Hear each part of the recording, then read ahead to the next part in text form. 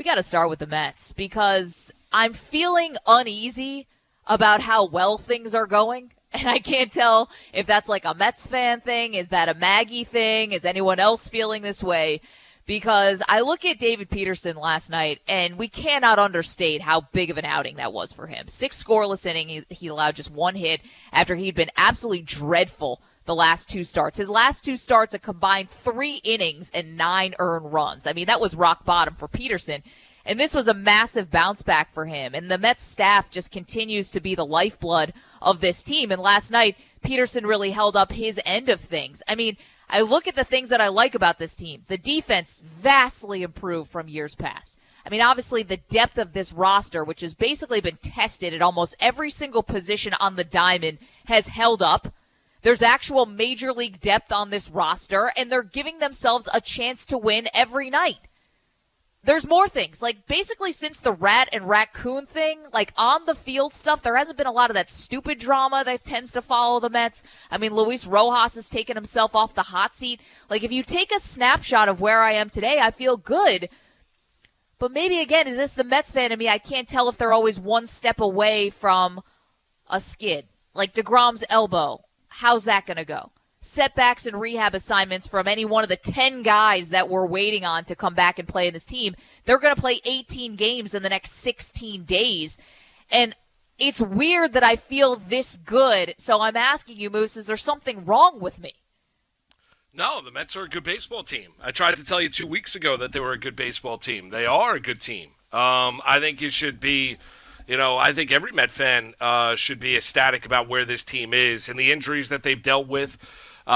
Peterson takes a step forward. They have the best starters ERA in all of Major League Baseball, obviously highlighted by the best pitcher in Jacob deGrom, but Taijuan Walker's been great. Marcus Stroman has been really, really good this year as well. So the starters have done their job. Edwin Diaz is closing games out. He was spectacular last night. All the doubters out there about Edwin Diaz have had every right to doubt Edwin Diaz coming into the year, but he's answered the call even with fans returning to the ballpark as well. So we can get rid of that dopey storyline, which was a conversation point last year. No fans in attendance. That's why Edwin Diaz pitched very, very well, or at times pitched well for this Mets team. So we can end that storyline. They've dealt with no Conforto, no McNeil.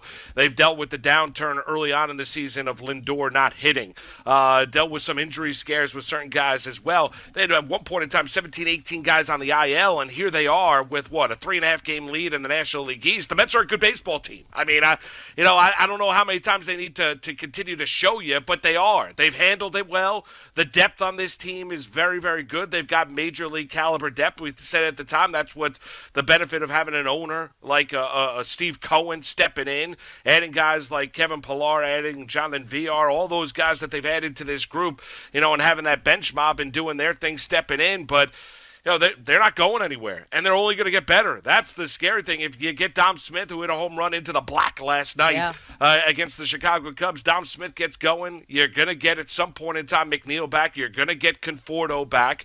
The lineup will be that much deeper for it. These guys have stepped in.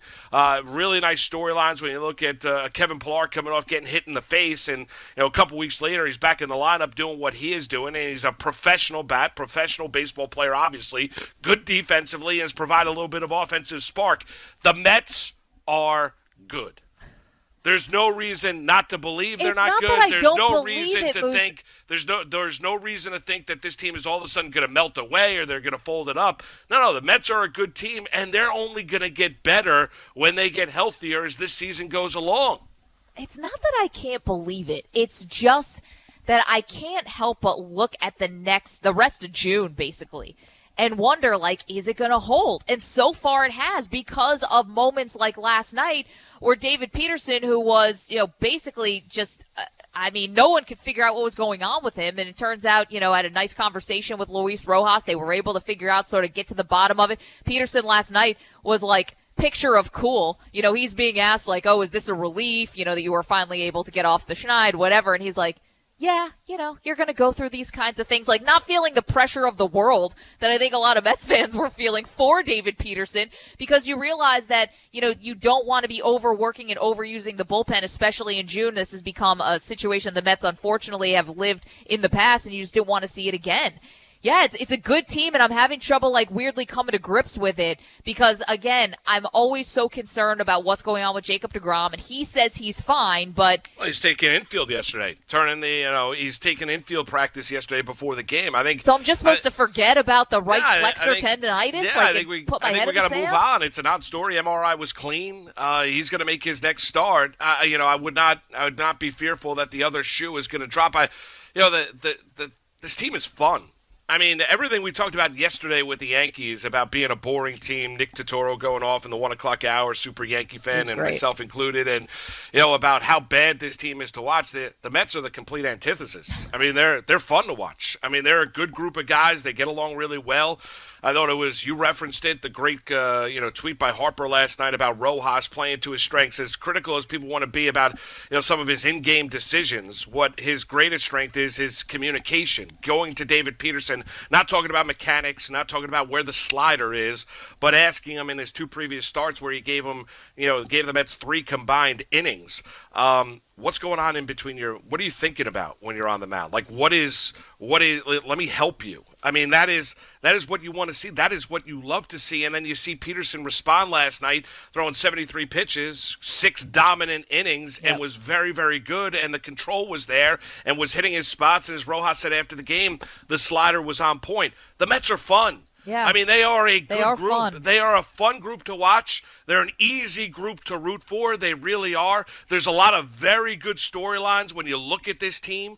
It's an easy team to get behind. They enjoy being with one another. They enjoy, actually, when you watch them, they enjoy playing the game of baseball. I mean, that is the complete opposite as compared to when you watch this Yankee team play, who are basically kicking the tin can down the road. You watch the Mets, it's the complete opposite. The Mets actually play well.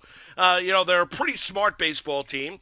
I mean, we can get into how well managed they are in games, but the strengths of Rojas, he's gaining by the day with experience there. But this is a group that cares about one another, that plays well one another, and what you love to see is this is also a group, as we saw with the Yankee teams years gone by, where they had injuries and other guys stepped up. You're seeing that exact same thing, different names, different production, but you're seeing the exact same thing here with the Mets. As I mentioned, at one point in time, they had 17 guys on the IL. We sit here on this June Tuesday, and the Mets are, not only are they the favorite in the NL East, they're in first place in the NL East by 3.5 games, and deservedly so. Yeah, like I want to look through and just like kind of make sure, if I'm a Met or if I'm a Met fan, just like get through June.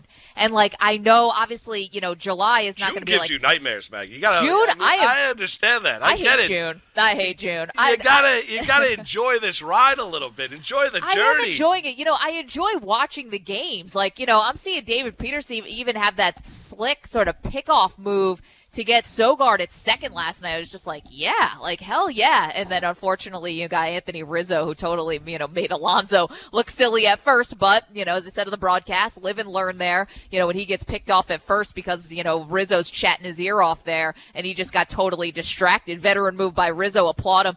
But like I see things like that where like Peterson's picking him off. I see Luis Guillorme coming back, who, is such an underrated, piece to what the Mets are doing in terms of his defense, even though Peraza was very good defensively when he was filling in.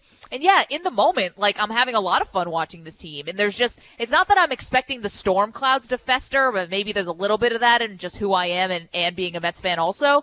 But like I am enjoying it in the moment. And then I'm just like, look at the calendar. I'm like, you still got 2.5 weeks to go here to get through this month, or 2 weeks to go to get through this month. What are we going to look like? Because July, again, is also a bear for the Mets, but you have the All-Star break there, so you're going to have a little bit of a, except for, how many guys do we think are making the All-Star team, by the way? We should talk about that between the Mets and the Yankees. But anyway, you're going to have at least a couple days off. You're going to hopefully keep getting guys back. And then, like, things keep dragging me back. I'm like, all right, are we okay with DeGrom's elbow? What's going on with Carrasco? Needs a PRP, shot. Obviously had the Syndergaard setback, and not everything is working perfectly here, even with the position players you're trying to get back. Nimmo's already had multiple setbacks. JD Davis has already had multiple setbacks. You're laughing at me, like I can see you smiling because Maggie, I'm like talking myself down a rabbit hole. Well, but for someone, I love you, but for someone who wants to tell us, you're enjoying it, doesn't seem like you're enjoying it because you're watching the Met game and you're thinking about all these other things. You're thinking about the PRP shot for Cookie Carrasco and the fact that no talk about that after the game's over. And that Syndergaard's not going to be back with this team until September, as Alderson, told Russo last week on MLB Network. I mean, I think it's okay to kind of buy into what this group is doing. I really do. Safe. I think you're in a safe place. I mean, I really do. I don't think, as I mentioned a couple weeks back when we had not the similar conversation, but you were talking about how June just scares the bejesus out of you. Yeah. There's nobody else in this division that you should be fearful of if you're the Mets. And the other thing is the Mets aren't going anywhere. If they were going to go someplace, they would have melted. I'm feeling pretty good. I think the Mets are actually going to be a really, really dangerous. And I think the Mets can get themselves to a World Series this year. That's how good I'm feeling about this group. That's how good the pitching has been. At some point you would think that you're going to see Carrasco back. You might see Noah Syndergaard back in September. He could be an asset coming out of the bullpen. Diaz has answered the call. The offense has been able to find ways to score runs even with missing, key members of that lineup like Nimmo, like Conforto, like, Jeff McNeil, dealt with the struggles of Francisco Lindor.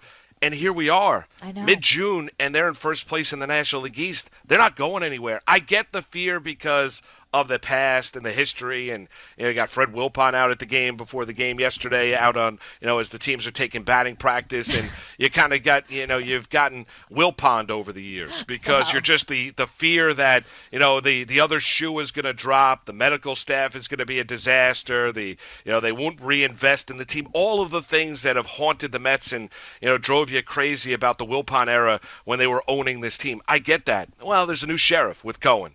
And this group has taken on the embodiment of it. They've added real high-character bench guys that have stepped in and played really, really well.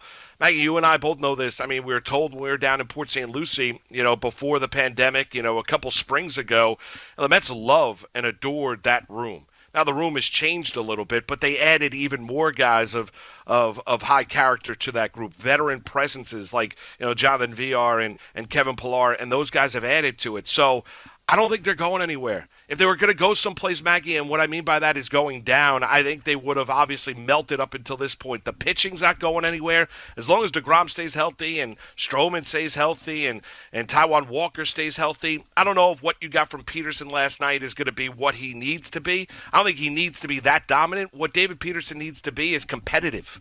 That's what he wasn't in his two previous starts where Rojas is getting asked after the game whether or not he was going to make his next start. The Mets have nowhere else to turn, so they're hoping that David Peterson can be competitive every time through this starting rotation. And I know they've got double headers coming their way here in short order here in the month of June. I get they have to make up games that they lost earlier in the regular season.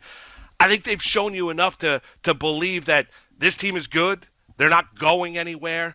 And they're going to be a massive factor in the National League. Well, the other thing that's making me feel better about the Mets, and again, I like watching this team. I do, in the moment, like watching this team. I love watching them. But again, after the game, it seems like it all kind of starts to set in for me. I'm like, oh, what are they going to do tomorrow? And what are they going to do the next day? What are they going to do the next day? But I also believe that this team is going to add at the deadline, especially after the Carrasco news. I wouldn't be surprised if they were able to add a starter at the deadline, maybe add a starter and a reliever at the deadline. I have to believe that what this team has shown this front office, like we talked about this with Cashman and the Yankees, about have they shown that they are going to be buyers or sellers, and the fact that we're even asking that question is insane. But, think about if the Mets, if any team has shown their front office, they deserve to be reinforced at the deadline. Isn't it the New York Mets? I mean, you could say, well, they're getting all these players back and even, whatever. But, I'm talking about the pitching staff. Sure, great to see better outings from Joey Lucchesi. Great to see what happened with Peterson last night. You still can't trust these guys 3 times through the order. So I don't want to get nuts about it. They're still going to be good twice through the order. And I agree with Rojas, even though Familia and Jacob Barnes were not good in that getaway day in San Diego. Excuse me, not the getaway day, the series finale against the Padres. And you had last night Trevor May gives up 2 home runs. I still agree with the thought process there where I want David Peterson leaving that game feeling great. And I think he did. He left that game feeling great, even if he didn't get to go 3 times through the order. Same thing with Joey Lucchesi. I want you feeling great, even though you didn't get to go 3 times through the order. So I like some of the moves that Rojas has made here. They make a lot of sense to me. It is more about the mental aspect of the game. I think he's got that and knows his players really well, which is obviously one of the reasons and one of the ways he distinguished himself to get this job in the first place after Carlos Beltran had to be fired. Yeah, and I think the communication with Rojas and being able to communicate, be open, honest with his players, and be able to be somebody that the players can lean on at times as well and be a sounding board, I think is Rojas' greatest strength in that dugout. You won a game last night with David Peterson on the mound with Arrieta, and we know the Cubs are better at home than they are on the road, but they're in contention in the National League Central, right? Yeah. And they've still got their star players like Rizzo and Chris Bryant, who's having a bounce-back year, hitting, he's got 13, 14 home runs and nearly 40 RBI, but now you've got, in your next 3 games, you've got Walker, you've got DeGrom, and you've got Stroman. Those are your next 3 starters. And look at what those guys have been able to do. DeGrom's the best pitcher in the world. The other 2 have got ERAs under 2.5. Both of them could easily be all-stars along with Jacob deGrom, obviously, this year in the National League. That's what you have. That's what gives you confidence. You have every reason to believe that Taijuan Walker is going to give you every opportunity to win the game. Jacob deGrom, obviously, going to give you every opportunity to win the game, and you could say the same thing about Marcus Stroman. That's what makes the Peterson start so important, because not only did he take game 1 of the series against the Cubs, he pitches really well, right? So you have positives about him going into his next start that maybe Peterson mentally, physically found something, but then you look at the 3 starters that are backing him up and just how dominant they have been this year, and the Mets you could easily see the Mets, at the very least, they're going to take 3 or 4 in this series, and you could easily see them sweeping away the Chicago Cubs because of the dominance of those 3 starters that are next in line taking on the Cubs. It's uneasy that I feel good. Uneasy that I feel feel good if you're a Met fan.